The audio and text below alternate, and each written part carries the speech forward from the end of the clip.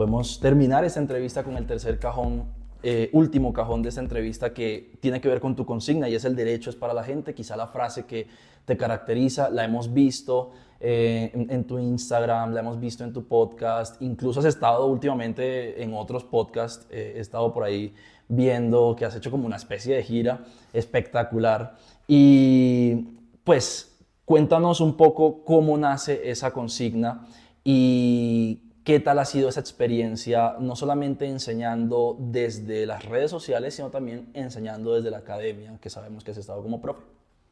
Bueno, lo que yo te decía nació en pandemia, nació a raíz de mi experiencia como abogado, de las conclusiones de mi tesis de maestría, donde, como te dije, pues prácticamente es la necesidad de hacer una contraposición inicialmente a los medios de comunicación en la explicación del derecho, que muchas veces lo hacían bien, que muchas veces lo hacían mal,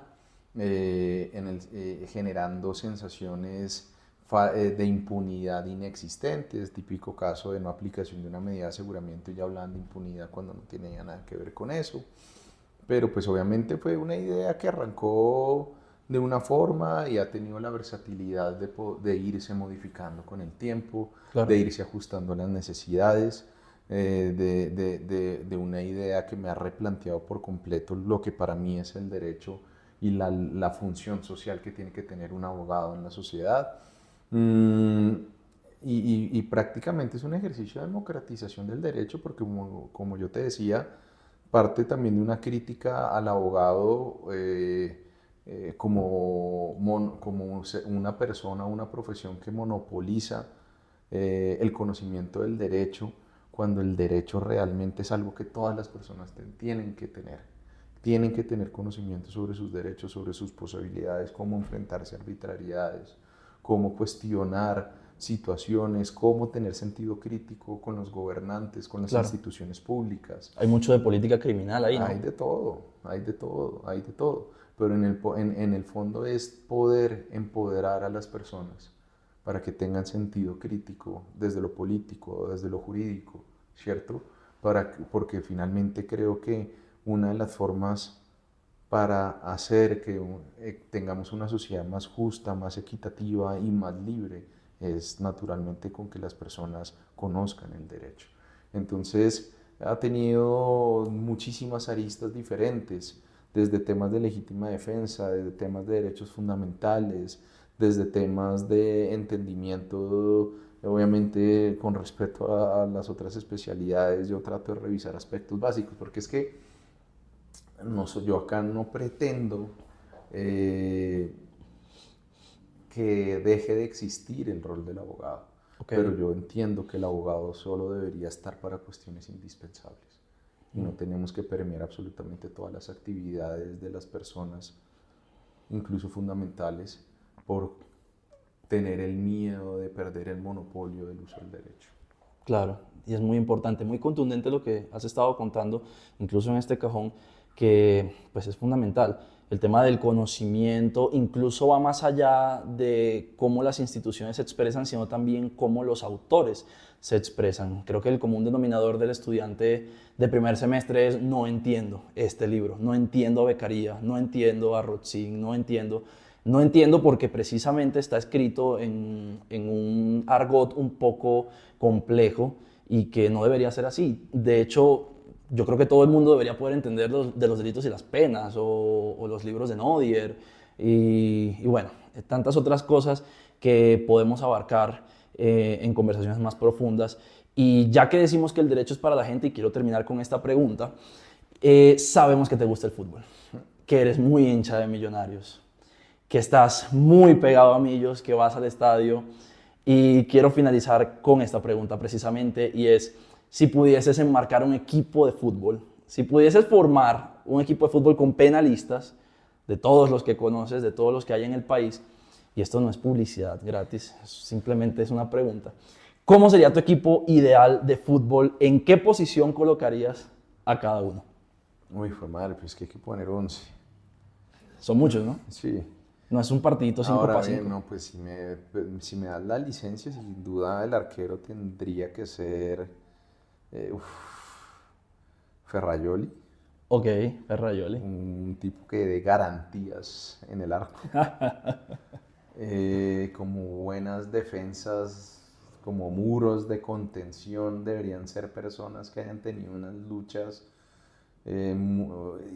muy fuertes en contra de lo que fueron los poderes punitivos en su momento, y ahí tendría que estar obviamente Beccaria como un central.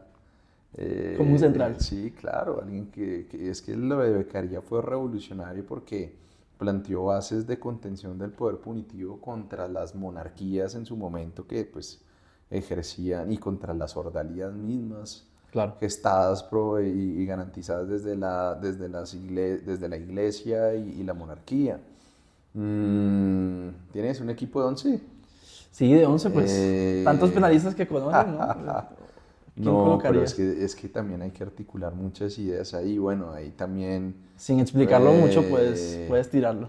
No, claro, ya en temas nacionales tiene que estar el doctor Velázquez también, tiene que estar Juan Gómez también, Ok. tiene que estar Nodier sin duda alguna. Uf, ese sería como un volante de creación. No, uno de creación tiene que ser Roxin. Bueno, Rotzin, sí, sí, completamente. Ese tiene que Completamente. ser el que nos puso a los pases a todos para habilitarnos ya y llegar a conclusiones.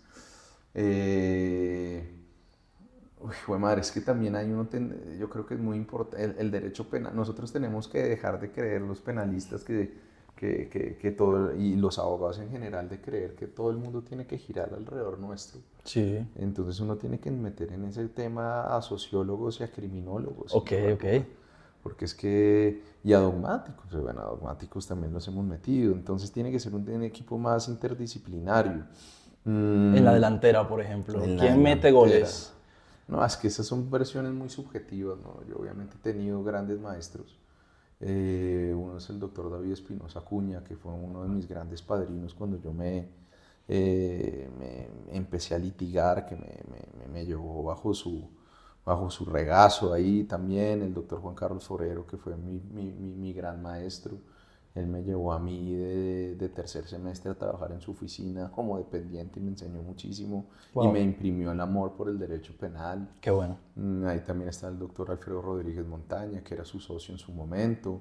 Obviamente pues también fue un gran maestro para mí el doctor Francisco Bernate en el Rosario. Él dijo alguna vez que se consideraba como un gatuso, que él era como un sí. defensa, No, un lateral. claro. No, pero él siempre iba a la vanguardia también.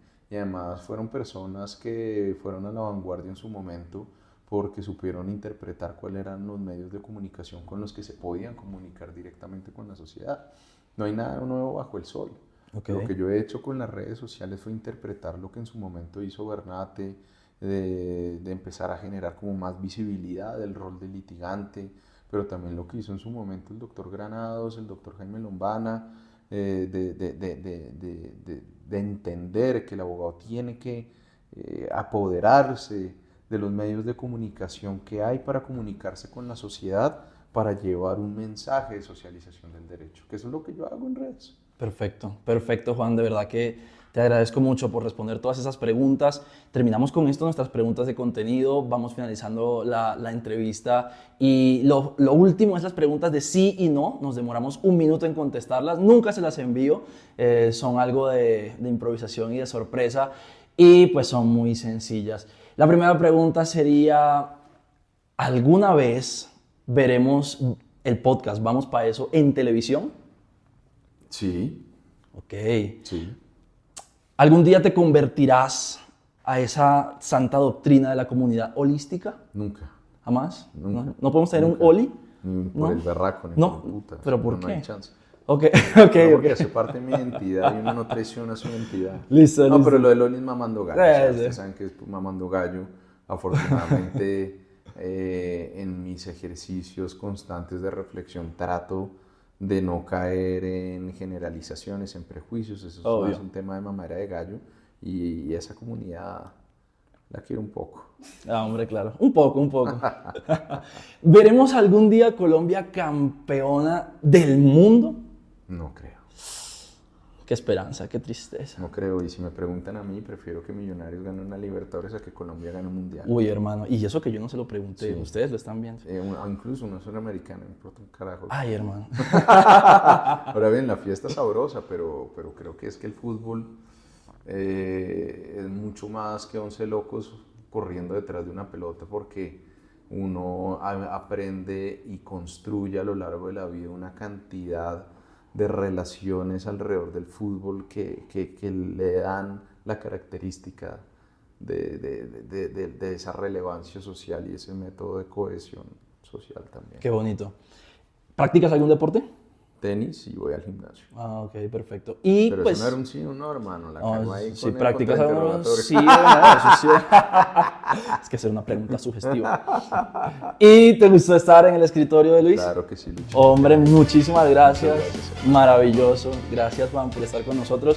Y bueno, te deseo lo mejor en esta temporada que estás haciendo en el podcast y pues en tu vida privada también, en tu familia, en todo lo que hagas. ¿Listo? Gracias, querido Fuerte Lucho. abrazo. Muy amable y un saludo a todos los que nos van a venir y a escuchar, a compartir esto.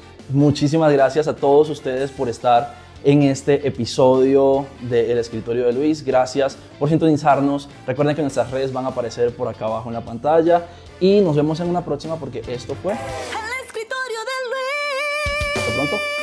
Chao, chao. Luis Sandoval.